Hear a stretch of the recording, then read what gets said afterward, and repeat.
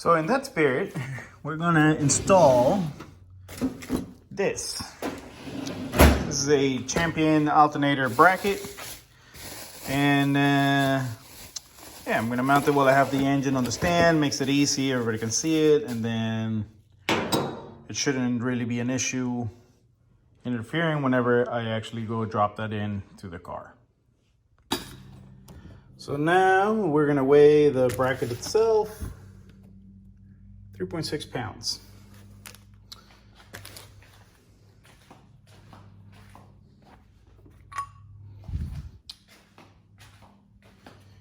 Here we have the regular AC bracket. This one's 3.2 pounds. So this bracket alone weighs as much as this bracket. So next we have the air compressor. And that is 14.6 pounds. Wondering how much alternator weighs?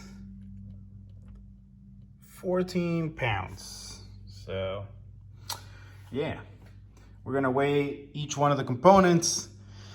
You can tally up on your own. Actually, I'll tally it up for you anyways, but we're gonna see how much we lose by losing the AC compressor and power steering pump.